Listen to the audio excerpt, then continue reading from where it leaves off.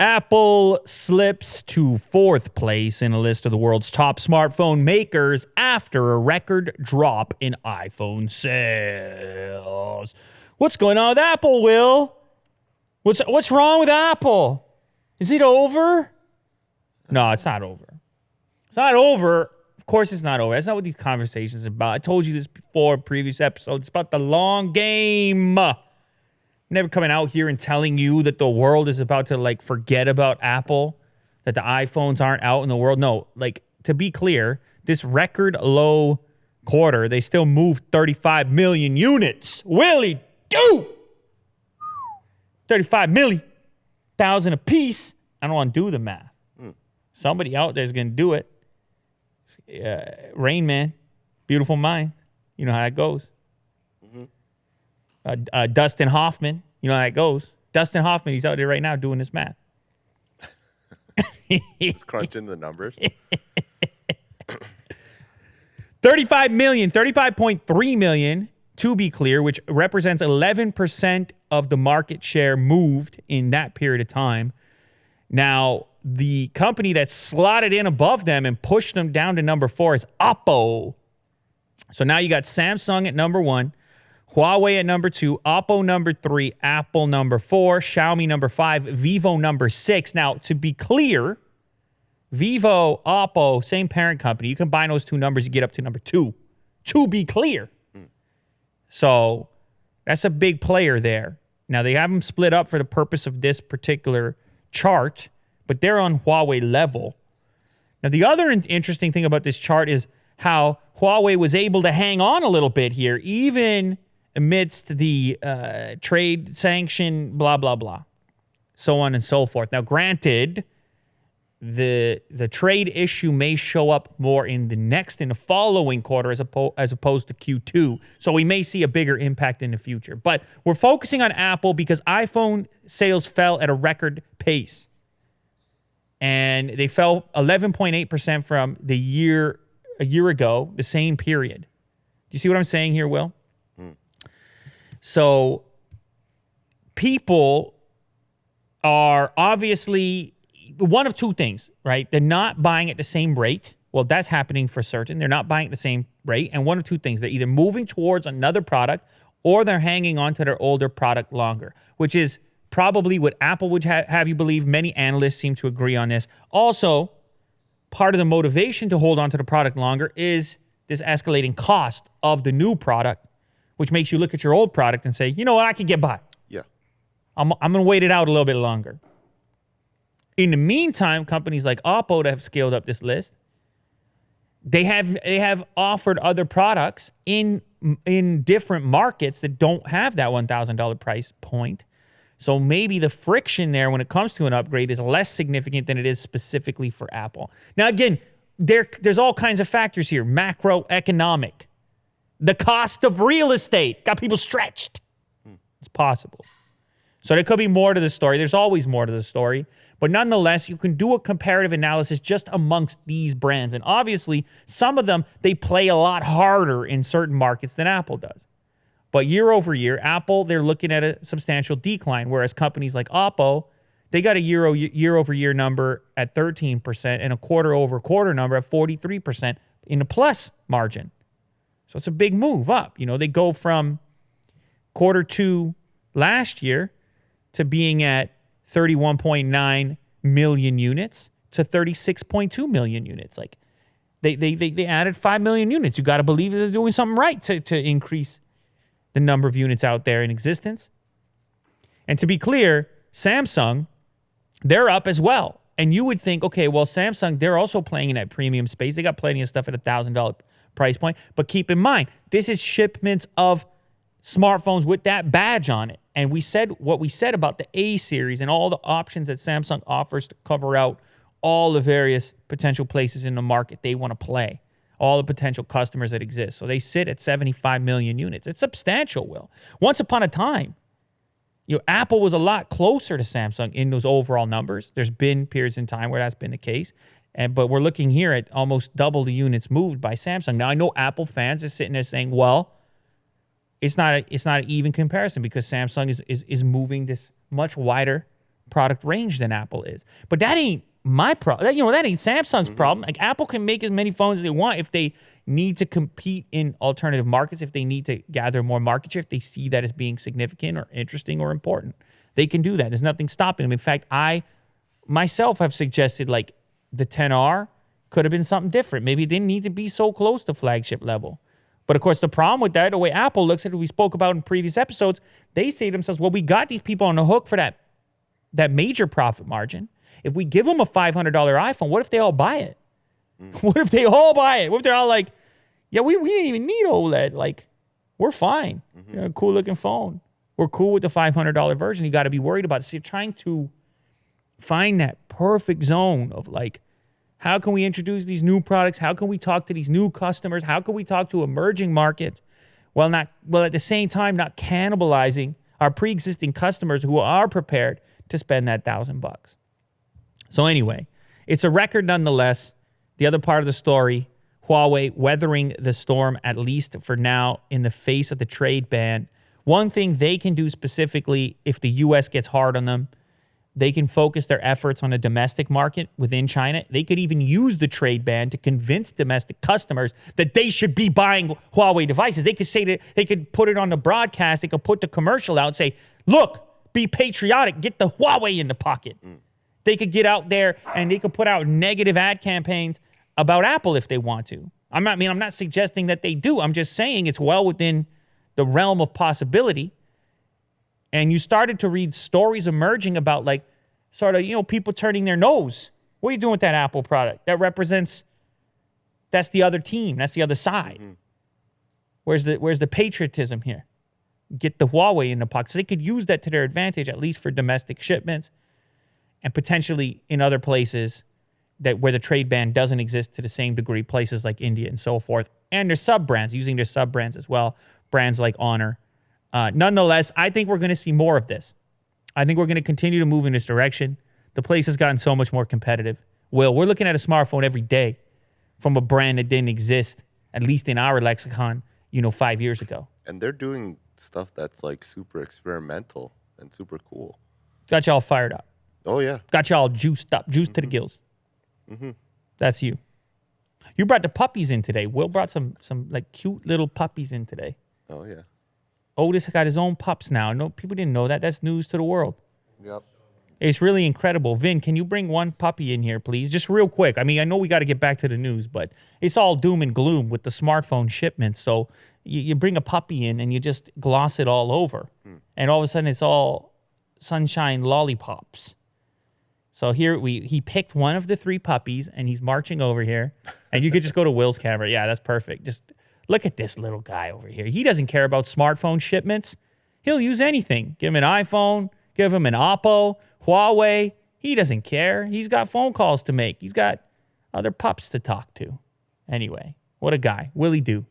What are you, a grandpa now? I sure am. I don't know. All right, so Apple's in fourth place now.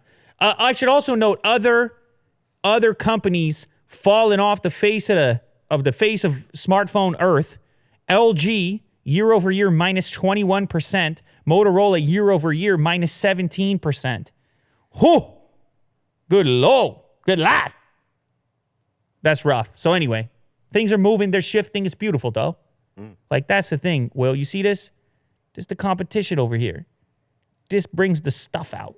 This gets the good stuff out there. So let them play. Let them play the game. Speaking of playing the game, I was just talking about how Huawei has kind of hung around. Oh, you got a big smile here. What do you got going on? Just the way that you said Huawei. It's like Huawei. You see? There you go. I do that. The people, they ask me to do that. They say, get that H, make sure the Huawei. It's like you got to be in there a little bit. So I got a lot of credit, positive feedback for that. A lot of breath coming. Yeah, so don't try to take me down a notch for that, okay? I put the effort in. They potentially now have beef with India. Well, my goodness. It's just not getting easier yet for them. China warns India of reverse sanctions if Huawei is blocked. Apparently, there's a storm brewing because India, like everywhere else, they're sitting there saying, look, we got a connected bunch of people. Everybody's online. We got to get our 5G up and running. Very important. I mean, everybody's on the same page right now. And then the rumor gets out that the U.S., that they got an ear with the ambassadors and whatnot from India, and they're putting the word out like, hey, stay away. You want to be our ally? Take it easy. I mean, they probably didn't use that language. And then again, I don't know exactly if these conversations took place, but the speculation is that there's some kind of nudge going on that they should be selective, that their decision is being watched closely. The geopolitical landscape, which is now deeper in the technology realm than maybe at any point that I've been alive that I can remember. So India is they're being courted by the various telecommunications companies capable of supplying some 5G tech. I believe other ones in the mix. Of course, Ericsson we keep hearing about. Samsung apparently in the mix. And two sources privy to internal discussions, this comes via Reuters, in New Delhi said India's ambassador in Beijing, Vikram Misri, was called to the Chinese Foreign Ministry on July 10th to hear China's concerns about the U.S. campaign to keep Huawei out of 5G mobile infrastructure worldwide. So they brought him into the embassy. Willie, dude, you don't want to go on that trip to the embassy. Guy like you know what they do to a guy like you? They bring you into the embassy. Let me tell you, it ain't going to be puppies and rainbows for you. Nah. All bad news. I'm just having fun right now. I mean, I'm sure everything went well, but like they had a meeting and you can imagine where this comes from. Like you're trying to, any business, you're trying to be out there. You're trying to get your stuff out there. I mean, if you're being held back in any fashion, if influence is being used as leveraged against you, you're going to have something to say. And so India being that next big smartphone playground already is, but continues in that direction. That's a big contract. That's a lot of 5G. And so whoever gets this piece of the action, presumably that's a bunch of business, obviously. Now, Congressman Jim Banks of Indiana, he's a Republican. He's been all over this Huawei situation. He's been all over this story. And he told Reuters for this story that strong arming countries into surveillance and espionage that's what he described the Chinese government as doing in this case by calling in this embassy member, by calling in this Indian official, that they were trying to influence him. And I'm sure on the Chinese side, they're going to say the opposite. Will, they're going to say, hey, Jim Banks, Republican congressman, well, you're just strong-arming back with your comments. So India's getting strong-armed. They're both their arms. They're getting strong-armed. It's a lot of arms. Yeah, both arms. They're getting pulled in both directions. You want to play ball over here or over here, someone's going to be mad at the end of it. You can't. It's a love triangle, Will. You experience something like that. All of a sudden, when you got the T showing up at the studio. You know what I mean? Getting pulled in both directions. You got to make a decision. It's a disaster. It's a recipe for disaster, the love triangle. It's not going to work out. I agree. Yeah, it's not a good thing. It's not a good position to be in. So you got to feel for India on that front, but you got to know as well, they're in it to win it. They're in it to play the game. They got to keep the infrastructure moving. They got to get on the 5G train, so they got to have these meetings. And they are going to have these meetings. And where this whole global situation maps out is going to be very interesting because now they're in the mix. And we get to see who they side with. They could have an entirely Huawei network.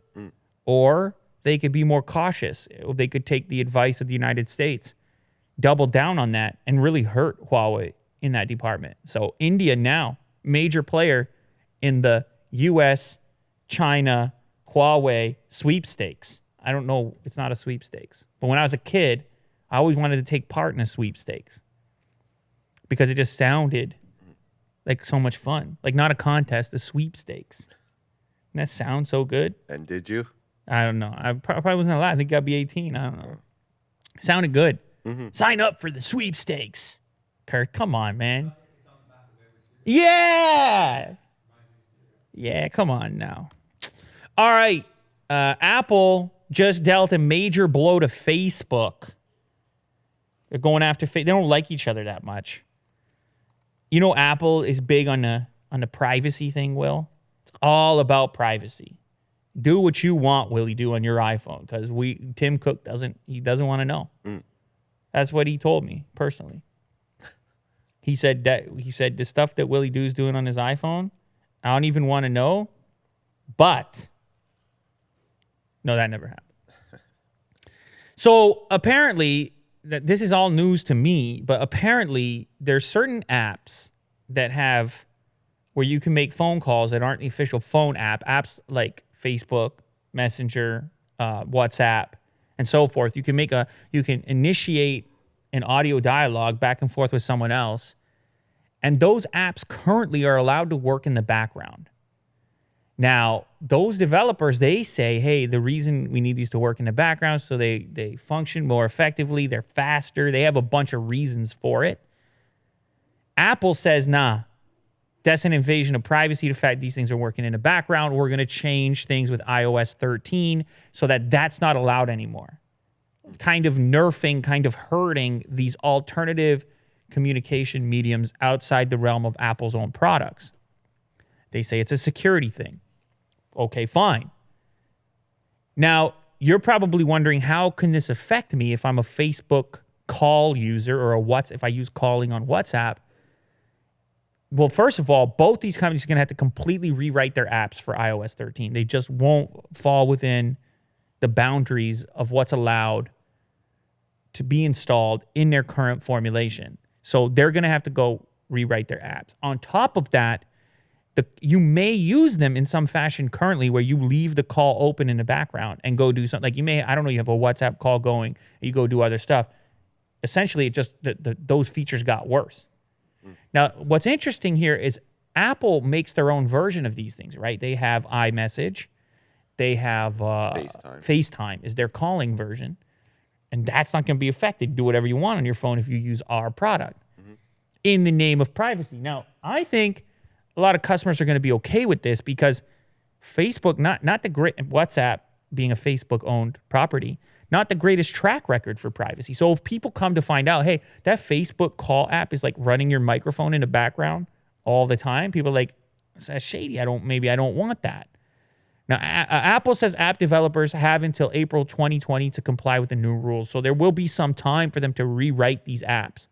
But some people, including this individual who wrote this article on Forbes, they think it's a shot at Facebook. Like, hey, come to our rules. We're going to make your lives a little bit more difficult here. We're not going to let you collect as much data and information on our users and so on. So there was a bit of a security breach leading up to this in which Apple contractors were listening in on Siri calls. And then, so maybe this is also some sort of a backlash, some sort of a reaction to that negative press that they're like, look, we're doubling down on the security measures. But anyhow, some are perceiving it as a shot at Facebook. It's up to you to determine how you feel about that. If you happen to be a WhatsApp call user, I am not. I'd like to hear your thoughts on it in the comments section. If you care, if you ever have it running in the background, I'm interested. I don't know if you heard about this one, Will. OnePlus is going to make a TV. Upcoming OnePlus TVs, which are going to run Android. And there's a new listing that suggests they're going to be between 43 and 75 inches with target markets in the US, India, and China. An odd move. Never expected to see a OnePlus logo on a television. OnePlus TVs have been spotted by a submission to the Bluetooth SIG, which I guess one of these registration things where you can see an upcoming product that has to register with the correct groups to, it's coming down the line. And the only sort of details that have emerged are the size of it, the fact that it's going to use LED technology, so no OLED, no LG caliber OLED in these things. And it's also described as a unique Android TV, which is kind of unusual because Android TV, of course, searching for some degree of uniformity across different devices. So what is unique about theirs? Did they get some special permission from Google to tweak the Android TV experience similar to how they've tweaked the Android experience on a smartphone? Maybe. I don't know. Now, I don't think the uniqueness of this thing is going to have very much to do with the hardware. My best guess is that they're going to repurpose some pre-existing hardware from some other manufacturer, as frequently happens in the display world. Your TV panel comes from a handful of manufacturers, and then a bunch of different brands get badged on top, and the software gets put on there accordingly. So to me, I don't think that's going to be the exciting aspect of this particular device when they do it. I think there's two ways they can play it. You got the cost. They could come in and say we're the flagship killer, like they used to say on smartphones. Now they're getting really close to that flagship price point. But if they're just as aggressive with this product, they could come out and say, look at this price point. You can't deny it. You want our 75-inch model. They could go that direction. And then on top of that, they can go the software direction, because I really think the future of differentiation, especially at the budget level or mid-range level of televisions, is how you interact with it. It's so hard right now. It's like, what? All these various interfaces, I mean, you've used them. It's like you got to remember and learn, and then people don't even end up using the smart TV functionality because they put a separate box like a Roku or an Apple TV. And then it's like you got YouTube in 7 different places. It's on the TV and the boxes, and you can cast it from your phone. Some of them have Chromecast built in. It's so many different ways to interface. It would be really nice to have uniformity on TV screens similar to what you have on smartphones. So it kind of, you start to imagine a direction, a path for a company like OnePlus to bring that kind of a take to a TV. Imagine if a TV had something similar to this OS on the OnePlus 7 Pro. Something where they tweaked Android TV a little bit, and it really felt fluid, and you were like, imagine you started to buy a TV based on a software, so that the software wasn't just a thing that you avoided using, but instead it was an actual differentiating factor where you were like, I want to have a OnePlus TV because it actually works for me. It has all my apps, all the things I want to interface with. I don't need to connect a separate box.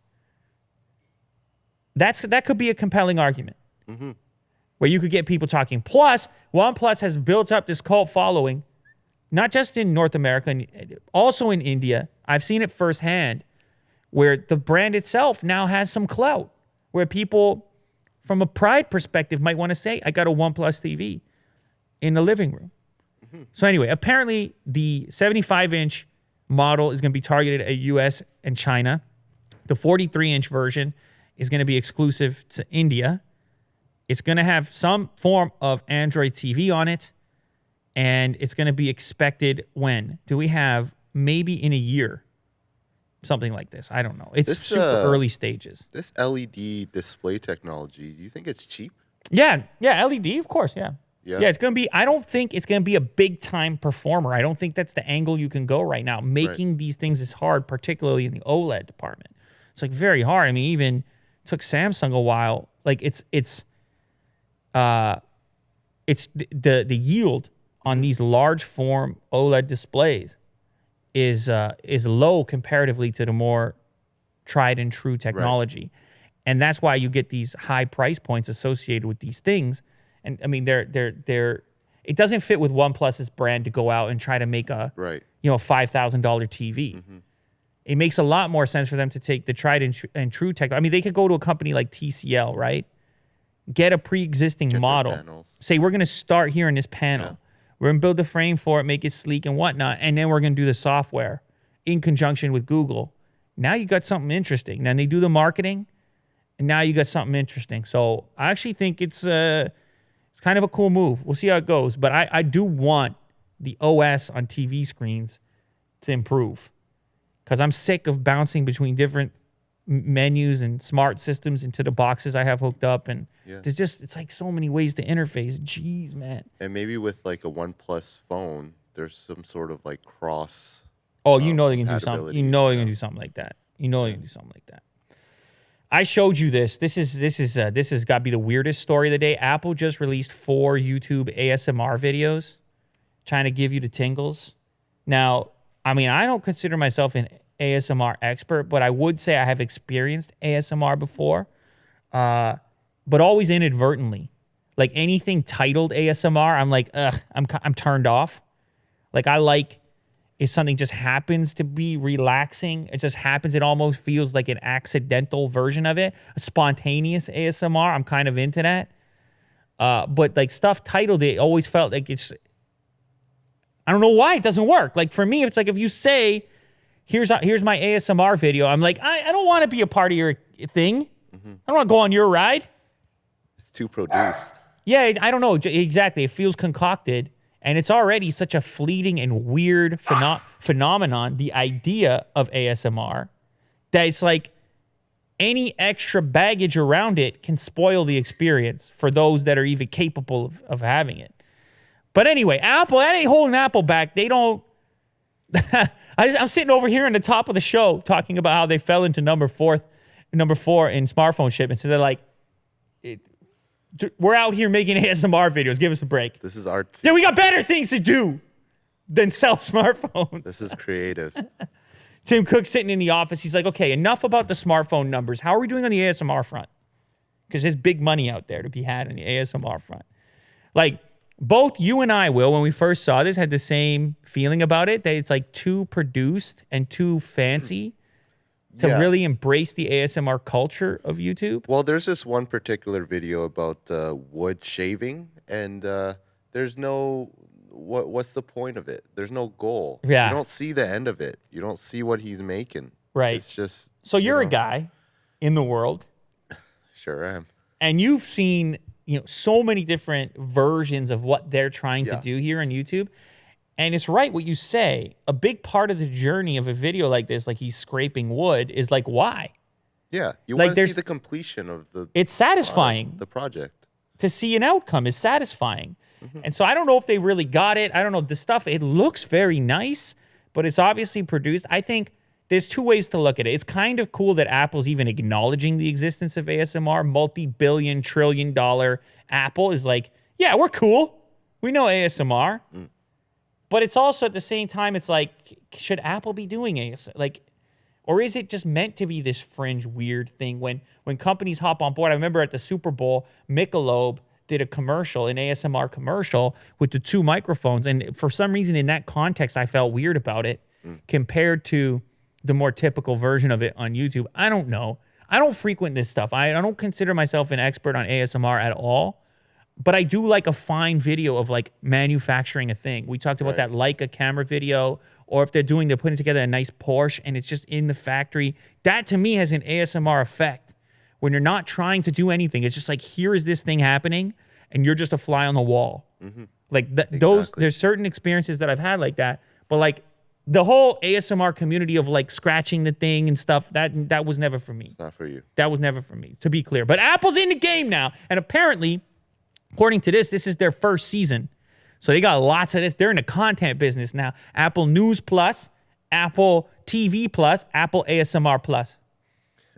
That's the next big move. $9.99. Make up for the smartphone gap.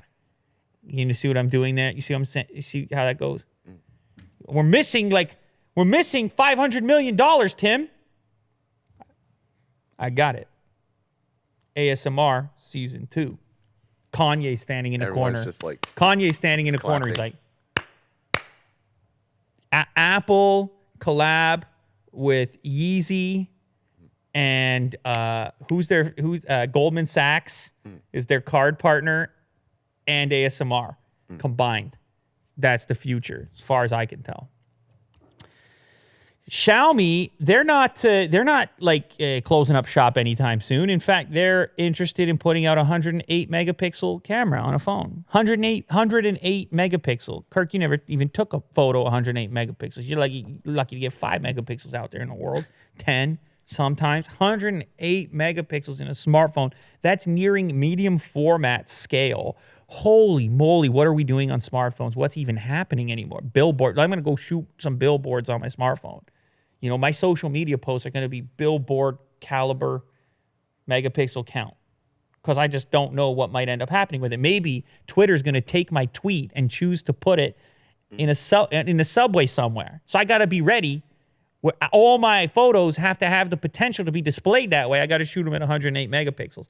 To break that down for you, that is 12,032 by 9,024 resolution. You can't even properly view that thing on your screen. I don't even know where you view it in full res. You don't. You got to zoom in to really appreciate what's going on with that thing. Apparently, it's going to be used in an upcoming Redmi phone. They're going to put a 64 megapixel sensor in an upcoming Redmi phone, but then a future phone is going to pack a 108 megapixel ultra clear Samsung ISO camera sensor with that unbelievable resolution. Now, they're not giving away too many details at the moment, but it's like, these companies are working so hard to differentiate from one another. It's like some of these specifications are getting astronomical. We just recently looked at the new Galaxy Note 10 Plus, 12 gigs of RAM. I mean, that's like a thing that's pretty common now on smartphones. You're sitting there. I saw so many comments rolling. People like, yeah, when the phone in the video has more RAM than my PC. And like normally those jokes I don't go for them, but that's just too real. It's like, yeah, it's right. A lot of PCs don't have 12 gigs of RAM. That's right. And a lot of cameras never made it to 108 megapixels. But what we're seeing now is that the smartphone is actually the delivery method for all technology. It seems to not matter now. Yeah. All camera technology has moved its attention to the smartphone, computational photography, all that crazy HDR stuff. Anybody that's working on the fringes of tech is in some way, whether it's on the software or hardware side, having to figure out how their tech integrates with the smartphone, because the smartphone appears to be the only gadget you're going to have. A consolidation of all your other gadgets into a single one. And that's what this, to me, represents.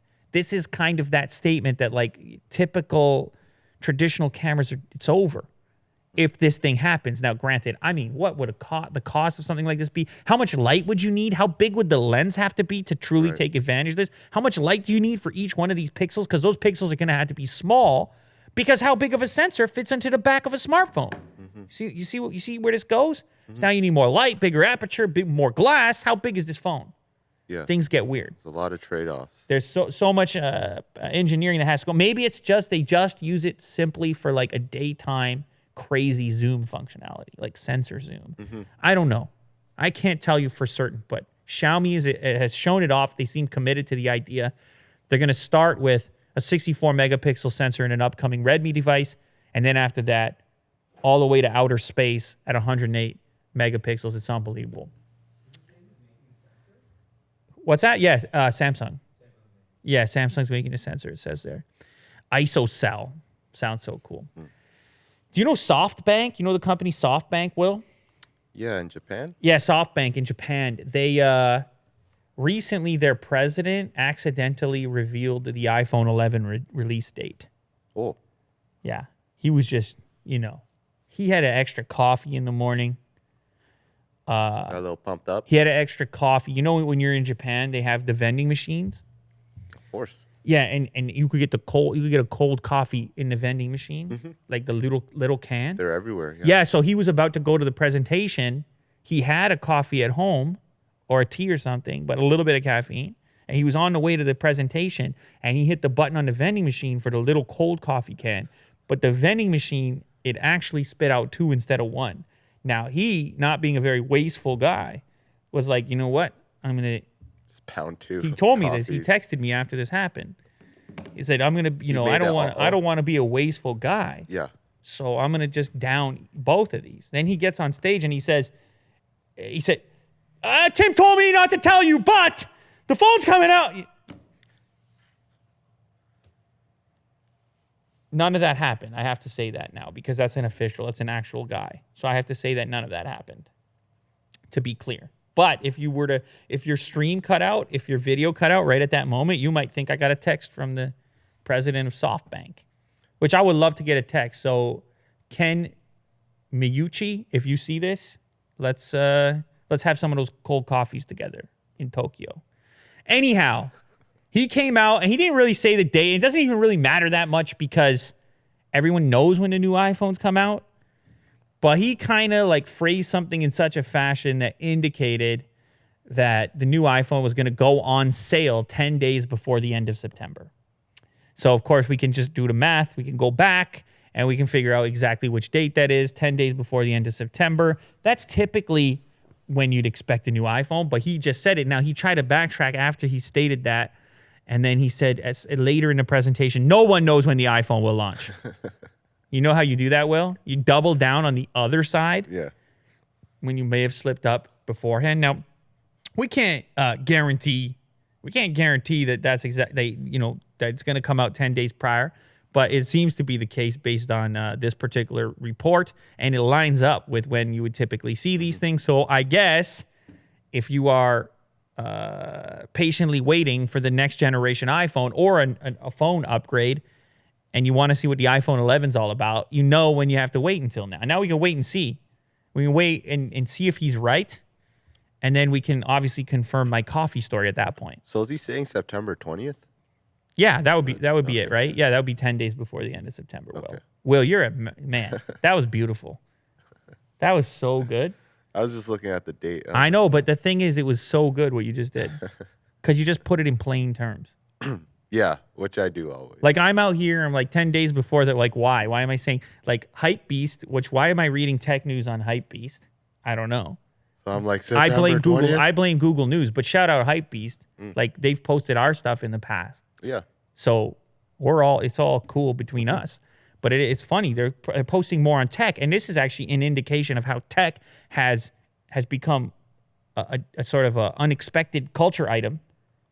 That you got Hypebeast, a fashion blog, or at least it started that way, or I guess maybe they wouldn't even call themselves that. What would Hypebeast call itself? I don't know. Culture blog. Anyhow, yeah. Look, they showcased the $30,000 gaming setup, complete with massage function. They posted our video, so shout out to Hypebeast. Anyway, they said 10 days before the end of September, because I believe that might have been his actual language. But then we got Willie Doo to go backtrack and find a date. He's able to subtract 10 from 30. It's unbelievable. I was looking at the article. I wasn't paying attention. The Hypebeast article also says September 20th. So they did the math as well. Okay. It's funny that they start out at the beginning by saying 10 days before. He inadvertently noted that the upcoming flagship phone is set to go on sale 10 days before the end of September. So I think they're trying to be completely accurate. Like, those were his words, not September 20th. I mean, are we in some conspiracy theory land here? Because is there any way in which that's a different date? Why would he say it like that? There's 30 days in September, or 31. Is it 31? See, I don't know. I'm just saying it's getting a bit weird in here right now. I sense aliens. There is 31 days. I don't know. Anyway, whatever. Okay, around the 20th. Stop it. Shout out Hypebeast. Shout out President of SoftBank. The offer's still on the table. Cold coffee, Tokyo, anytime. Touch ID will reportedly return to iPhones in 2021 with Apple's new in-screen fingerprint sensor. So maybe Face ID wasn't the be-all, end-all, only way to unlock your device. Maybe not everybody liked it. I don't know. Maybe they were waiting for the right tech to come out on the in-screen, because we've seen a major improvement in the in-screen fingerprint scanners recently on the Android side. Maybe Apple was waiting, sitting back, waiting. Well, apparently, according to your favorite Apple leaker, Ming-Chi Kuo, via 9to5Mac, Apple's going to release an iPhone in 2021 featuring both Face ID and Touch ID on the same device. But instead of having a home button like you would have, the usual Touch ID, the thing they used to call Touch ID, they'll just move the Touch ID terminology over to the in-display, in-screen fingerprint scanner. But apparently they're going to do so beyond the existing optical tech that you're seeing in most smartphones, and use a similar implementation to what Samsung is doing in the Galaxy S10, S10 Plus, I guess also the Note series now, with the ultrasonic fingerprint scanner, which apparently is more secure. The technology that's in use there, ultrasonic waves, three-dimensional map, as opposed to just a picture image of your fingerprint. Now, I think this is good. I think it's important. I think not everybody likes Touch ID. Kirk, you're on Touch ID right now. Or no, sorry, Face ID.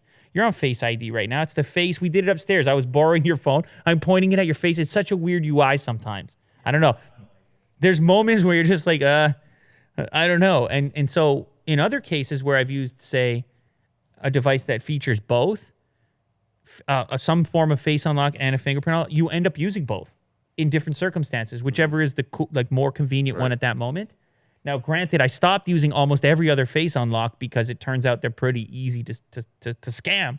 Like on the Samsung stuff, even this OnePlus, like you can just play a video and unlock the thing. So they're crazy quick and convenient, the face unlock on all these, but they're just optical. It's just an image. So you got to give up a significant amount of security to use them. But when I was experimenting having 2 unlocks, I would use the face sometimes and the finger sometimes. And so it's nice to have both. And so this is the proper implementation in my mind, is that now you could potentially have an iPhone in 2021 that you could use Face ID with if you like it, or you could use the fingerprint scanner if you like it. Now, it is a bit late to the game, to be honest. Obviously, on the Android side, it's like there's so many in-display fingerprint unlocks at this point. We know Apple's a little slower to move on that front. And Samsung just recently put out the ultrasonic version, which may have been what they're waiting for. But nonetheless, if you're an iPhone user, I think you have something to look forward to here. If you're a guy like Kirk currently on an iPhone, you can imagine a future in which it's not just strictly your face to unlock, but instead you could get your ultrasonic on when you need to be a bit more discreet. Because there are times where it's like the person next to you can tell what you're doing, and it's oh, are you lining your face up with your phone? You know what I mean? It's just a weird... I don't know. If it takes any extra second, it's a weird moment to catch you in. As opposed to like this, for example, with the phone on the table, I can just put the thumb down and leave it. I've been doing this thing lately where I'll put the phone on the table to interact with it, so it has less of a presence in between me and who I'm with. And so I could be scrolling some emails like this, so I'm showing you that you are still more prominent than whatever this. And I get it, I'm still distracted, everybody is. But I've been doing this more frequently now. On the table. On the table. Even, even if you're watching a video, it's kind of more social. It's like, oh, what's that funny thing you're watching? But if you're here, you're impenetrable. You got your force field up. Ta ta, pa pa. You see? So anyway, it's a mini rant within a rant right there. I'm just saying this is better. I think it's a good move. I think Apple should do it. Give people options. It's great. Obviously, other products do it, so go for it. I hope you're right, Mr. Ming-Chi Kuo. What do you know about Disney, Will? You know they're in the technology game now. Disney taking a run at Netflix. They didn't say that, but I'm saying that. They got this new Disney Plus bundle, and it's going to cost the same amount as a Netflix subscription. And CEO Bob Iger says it's just a coincidence. We're not coming for the throats of the Netflix personnel. But you got the exact same price. Okay. So what does this mean? Disney's streaming service, set to launch in November, is going to have an option that bundles it with ESPN Plus. So you get Disney Plus, ESPN Plus, and Hulu for $12.99. Now, Disney, a lot of people, they're like, Disney, what am I talking about? Cartoons? What am I talking about? Lion King? What am I talking about? Disney owns so much stuff. You have no idea. I mean, obviously, the Star Wars stuff. They have the sports stuff via ESPN. Disney owns how much stuff does Disney own in the content game? Boatload.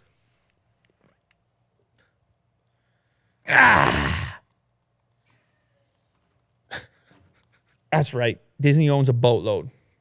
And they're trying to make a major play, man. If I'm Netflix, I'm like, geez, how many $13 monthly web subscriptions? You just highlighted Marvel. They got Marvel. Sheesh. 20th Century Fox. Lucasfilm. If you're like, how many subscriptions that are $12.99 can a regular person have? They're gonna at some point have to pick. Netflix doesn't have the sports piece, do they? They don't have the sports piece. Netflix doesn't have the like baked in inventory of that movie history either. Well, they got to pay every time to license. They're probably gonna take all that Disney stuff away. Absolutely. Netflix. If it's, is it already gone? A lot of it, I think, might be. There's no more Pixar movies, Yeah. Disney movies. Yeah, so all that stuff comes off Marvel Netflix, so movies. you effectively hurt the Netflix product as well. Now, we have a quote here from CEO of Disney, Bob Iger. I know that there's a lot that's been speculated about us going after them in reference to Netflix. We think we're uniquely positioned because of the content, because of the brands. We're not. We're looking to occupy space. That's a growth opportunity for the company and growth in terms of consumption. So He's saying, look, it's a different product. Of course, this is what you would say. It's a different product. Don't worry about it. But I'm at this point where I'm like, all the various streaming products that have emerged with their inventory of available content to watch and their price associated, we're hitting that threshold now of like, how many subscriptions can you have? And you have Apple playing in the space. Amazon wants a monthly fee. Your music streaming service wants a monthly fee. YouTube will take a monthly fee from you for premium to remove the ads. Hulu, if you don't bundle it with Disney, will take a monthly fee from you. Netflix, of course, will take a monthly fee from you. Are you going to have all these monthly fees? Then if you have a sports package of some kind, like the MLB network or NHL, NBA network, you're paying for that too. It's like, whoa. I think for a lot of people, there's internet subscription fatigue going on. HBO, that's another one you're supposed to have. So I think people will eventually pick, and I think this will eventually affect Netflix. And I think Disney is just the company that could make a dent. They have that unbelievable inventory. You add ESPN to it, which there's not a lot of online streaming, all-in-one sports packages like ESPN, and you give it for $12.99. It's catered to like everyone. It's got a little bit for everyone. Yeah. It's got a little bit for everyone. So I think it's going to be a compelling offer. I don't know how everybody feels about Disney. I'm not like, I don't want Netflix to fail. Netflix has been at it for a while. I watch Netflix a lot, but it's definitely a battleground, and we're going to see how it all maps out very soon because it's heating up. And the traditional media powerhouses are recognizing that the future is online and the future is streaming and the future is every device. And now we're starting to see the manifestation of that thought process in the form of Disney Plus, which is happening real soon. And Willie Doo's showing off the Netflix stock here. It ain't so hot at the moment. They did miss their targets recently. So we talked a little bit on the last episode of this, I think, about Ninja leaving Twitch. A big story. People were trying to figure out, okay, how much money did he get paid? What's the consequence of this? What does this mean for Twitch? What did Twitch do wrong? What did Mixer do right? What's the Microsoft affiliation? How's this all going to map out? Well, we got some news here from Dr. Disrespect. I don't know very much about Dr. Disrespect other than the fact that he's maybe the major streamer on Twitch, certainly the major one remaining post Ninja. He, on one of his streams, says that he would also move over to Mixer if he got Ninja's deal or better. So he essentially says here via stream. Now you can decide if it was serious or if he's making a joke or whatever it might be. But he was talking to his audience, and of course they had to be talking on the Ninja topic because it so totally overwhelmed the streaming universe, particularly on Twitch, in which he said it would make sense to ask for a large sum of money if he was going to change platforms. But here's his quote. Like, I'm talking, I don't know what Ninja got, but it's got to be at Ninja's level or higher. I mean, it's just a bigger, stronger brand. That's how he's referring to himself in the form of Dr. Disrespect. But from what I understand about Dr. Disrespect is he's kind of like this confident, Kirk, maybe you can fill me in here. He's got this like macho, tough guy, confident vibe. So, of course, he would say something like that, like he's got the stronger brand than Ninja. Right, because of what happened at E3. I remember that story. So he recently got back on Twitch. But, I mean, what he's saying makes sense. What loyalty does anyone have to Twitch? Like, Ninja effectively moved over to Mixer, brought a massive audience with him. Do people really care what the platform is, or do they care who's on the platform? I mean, it's obviously a little bit of both. It helps to be where people already are. But this, if you're Mixer and you see something like this, you pick up the phone.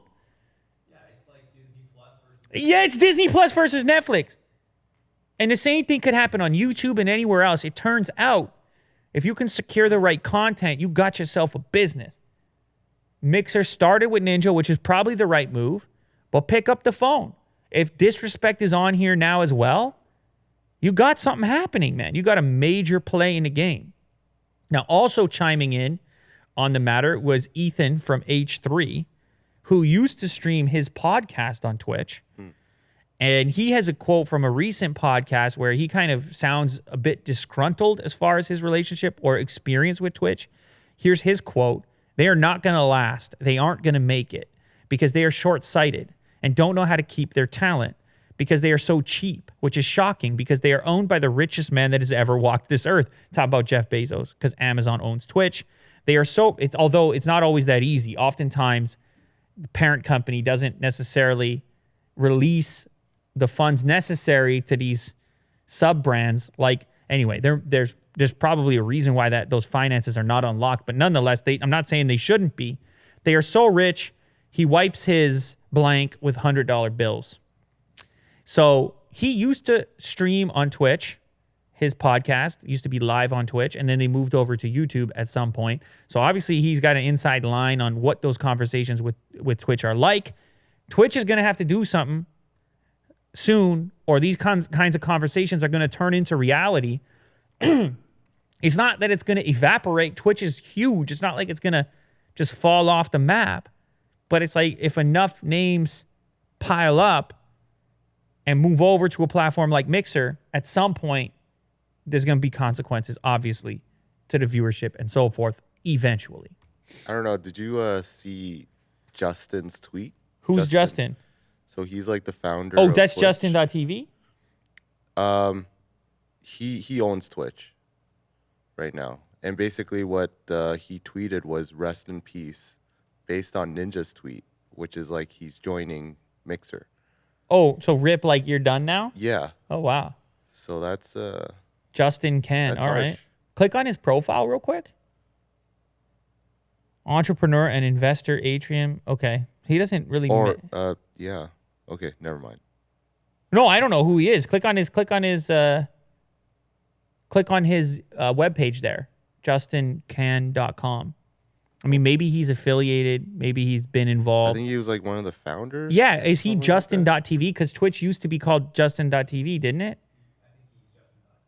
So he may have been Justin. Here we go. Oh yeah, here it is. Yeah. Okay. Justin.tv and Twitch.tv. He's the co-founder of both of those. Okay. So you were right, Will. Don't worry. Don't panic, Will. You're all good. You're all good. Like I'm wrong. No, he's doing other things. He's doing other things now. So, but yeah, of course. It's just really salty. It's very salty, but of course he's going to say that. You know what I mean? What's he supposed to say? He's sitting there with his team or his guys, and they're like, what does this mean? What does this mean? You got to come with confidence and say, we're going to be all right. Mm-hmm. But it's one thing to say, it's another to do it. You got to lock up this talent now. Because obviously Mixer changed the game. They said, we're going to sign we're going to throw some money around. Money talks. You know this, Will. Mm-hmm. You know this. We talk about Tesla on the show. Of course we have to. It's the futuristic car, the electric car, and so forth. They had the problems, man, up and down as far as the stock market's concerned, as far as delivering cars, as far as generating profits. It's running a car business is hard. They're doing amazing things with these cars, though. People love these cars. But we got another issue popped up here on Inside EVs. Tesla Model 3 paint problems. So I've seen Elon Musk tweet about this in the past, how difficult, like the paint shop happened to be one of the major slowdowns in the car delivery. The various coats that are necessary, like painting cars, it turns out is hard. They even removed certain colors to try to streamline the painting process. Now, presumably, there's some degree of robotic paint like you would assume it would be some automated component. Maybe it's a mixture of some sort of automated paint robot and like human painters, and I don't really know actually, and so I can't claim, but there's speculation based on this video that came out and this article that's been written that like there's certain problems with whatever the current situation is with how these cars are getting painted. That they're getting rusty early, that there's certain segments that are just unpainted. They're finding patches that still have the primer on them.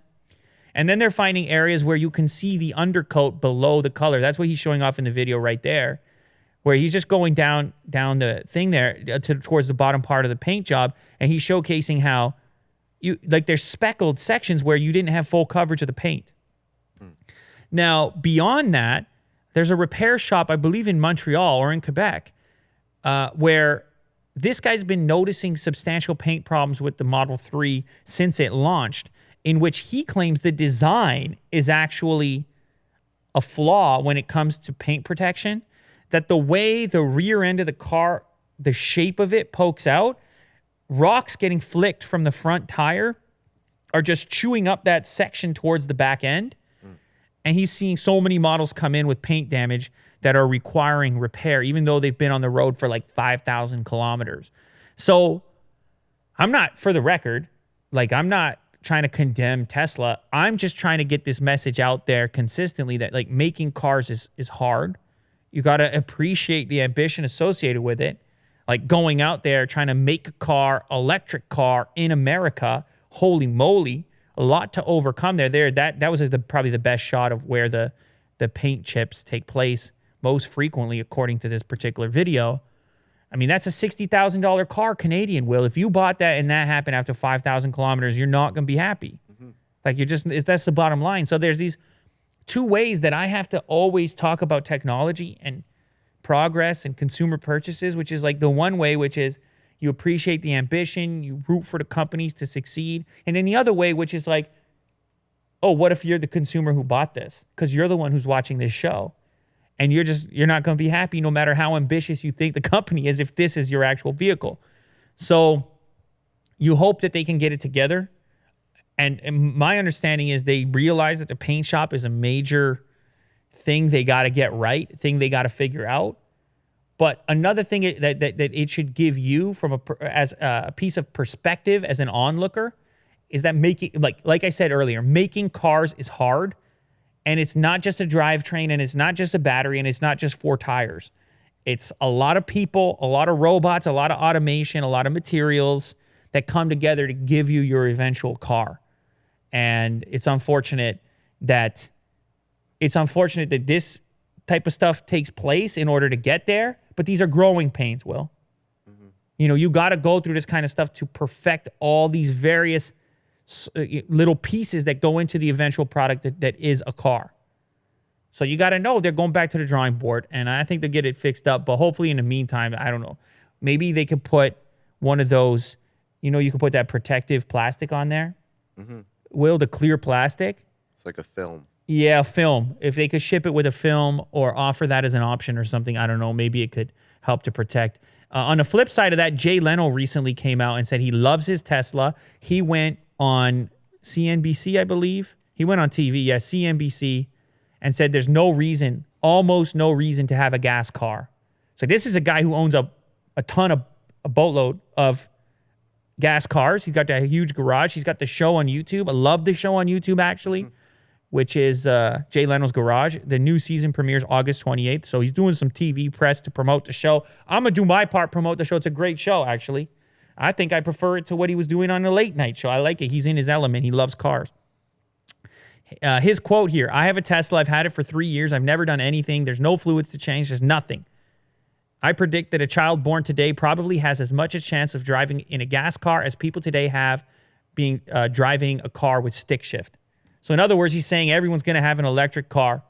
Everyone who's born today will have an electric car. That's how much he believes in the technology. I think it matters coming from him, considering his background and his love for the gas car and his options. He wakes up in the morning. Well, he can drive any of those cars, those classic cars, those luxury cars, any of those cars.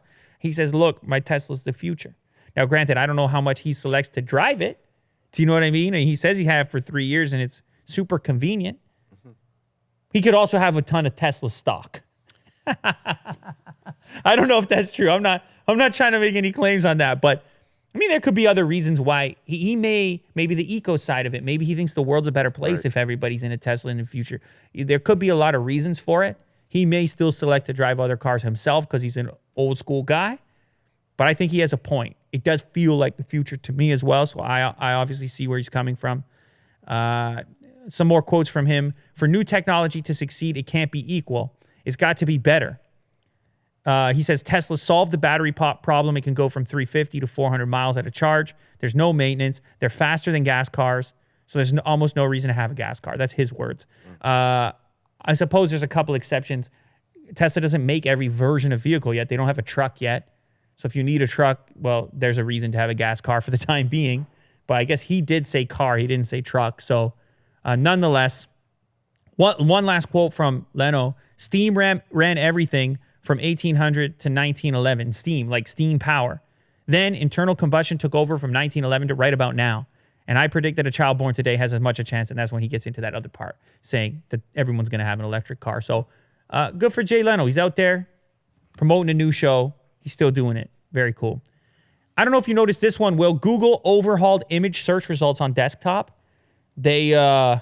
I just noticed this in passing, and then I found an article actually discussing why they did it. Yeah. So if you go to your images, Google Images, you're going to notice that search results are different. If you click on something, see that? Do you notice how it's different now? It's right off to the side. Yeah. So now when you click on an image to preview it, you get a side panel that comes up. At first, it was very disorienting for me because it's been very similar to how it has been for a really long time.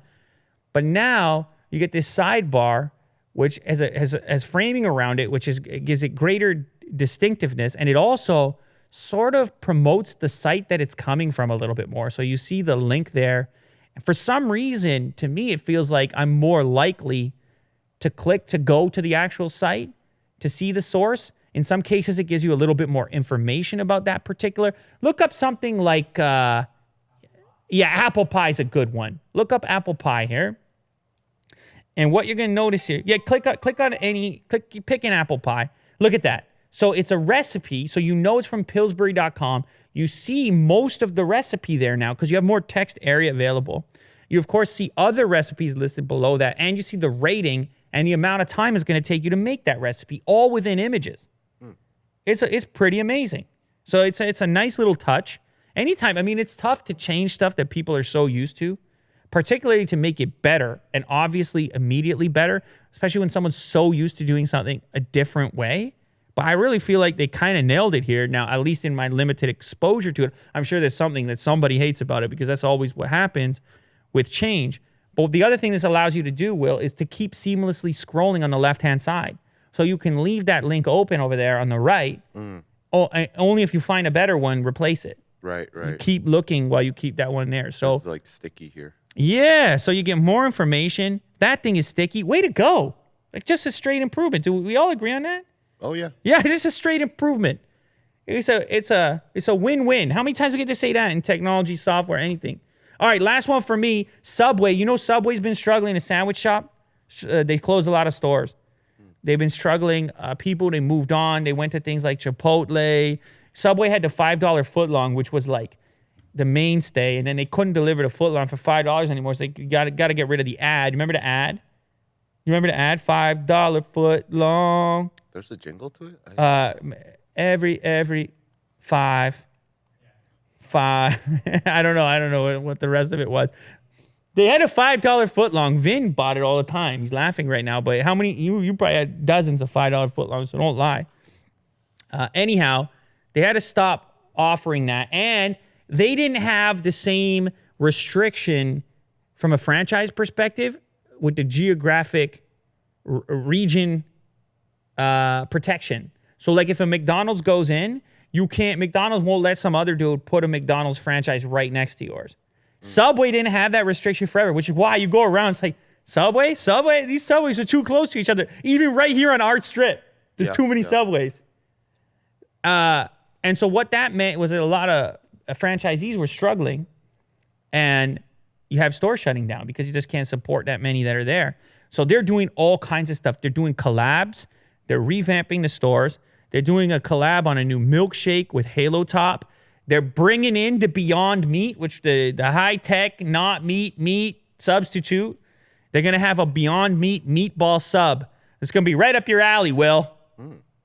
So they're bringing that in to be high-tech as well. And they also, I believe that they're doing one other collab coming up. Can't remember what it was, but they got a lot of stuff planned to try to revamp, to try to save. Oh, delivery. Delivery's the other thing. They got the DoorDash and the Skip the Dishes, and they're advertising the delivery because that's actually started immediately. McDonald's, on the other hand, we talked about this recently, doubling down on meat. They got new commercials saying, come have a burger. Like, they're actually taking shots at Beyond. I'm telling you, look at the new Quarter Pounder commercial, because they redid the burger recently. They went to fresh burgers, not frozen. And a lot of people don't know this. I think we talked about it on here. So they're doubling down on meat. They're like, why mess with a good thing? They're not letting Beyond or Impossible into the premises. And so they're talking about their beef, Willie do. And they're telling you to get yourself a quarter pounder, you understand? I might have to pick one up on the way out of here because I'm short for time. So I don't know. Maybe I had to double down on beef myself. It's quite possible. Anyhow, that's it for me. Beyond is taking, like, these meat substitutes, if you're into the stock market at all, they exploded. Like, it's bananas. They went from 0 to 100 to every fast food chain overnight. Subway now. Like, you got to understand, a deal with Subway is like, what's that order size look like? That's a menu item. Every franchisee has to carry it. Talk about scaling. Woo! Anyway, that's it for me. What do you got? You got one thing, short for time, unbelievable, talk forever, so many topics. The internet is happening. You have a question for us. Let's do a question. Here's a nice little question. I know you got a lot of question regarding on which product was your favorite of all time on Unbox Therapy. But what I wanted to know is which product that made you feel connected the most on a personal level. It's getting personal. For me, the Unbox Therapy Coca-Cola, because it shows you and the crew had made it. Oh! With your face. My face on a Coca-Cola bottle. You know, that's a nice one. Can I go with that? Is that cheating if I go with that? That was nice because it was personalized. Every so often we get a personalized package show up that isn't just your latest smartphone release, but instead there's something more goes into it. We got a crate once from Coca-Cola, which had my face on the bottle itself alongside a retro Coca-Cola fridge. And yeah, that was odd to see the collaboration of a brand you grew up seeing like Coca-Cola alongside something that you put together in the form of Unbox Therapy. That's kind of a wild combination. So I'm just going to go on a sentimental level. I'm going to go with your suggestion. Unbox Therapy Coca-Cola. Do you have any other ones, Will? Is there anything else that you felt had the same sentimental aspect to it? It would have to be something personal. Yeah. The LG, that purple thing that we had. Oh, the redo of the set, or like one of those crazy It was like tapes. a miniaturized version of Lou's computer. Yeah, that was desk, wild. Couple shoes. You know what? You're right. That was bananas. I kind of lost my mind because I wasn't. That was a complete surprise. It was fully customized. So I had this set up at my old office, which had like 3 LG monitors in it, ultra wide monitors, and a TV above that. It was a wild setup. Did you make a video out of it? Yeah, absolutely. I think it was like a series actually, putting it together. And then after it was all done, I got a package, had no idea what it was from LG. And then inside of the package was a miniature version, like hand painted, of all the objects that were in my room in that video. Completely unexpected. Little shoes that were matching my sneakers and objects on the desk. Is this it? Did you find it? Yeah, they shrunk my stuff. What a throwback. Look at this. I did not know what to expect. So there was a desk. You open this little box, each monitor painted in great detail. My mind was absolutely blown. You know what? I changed my mind. Maybe this one was the one. The artwork they got, the little mixer, the remote control. Jeez, that was some mind-blowing stuff. Unbelievable what they put together on that one. So I'm going to go with that one. Willie do. Unbelievable. You want to end it on a sentimental note. Look at you. You put that question together. You hit everybody in the feels, as the youngsters say. We're feeling again. And I hope that you're still capable of feeling too.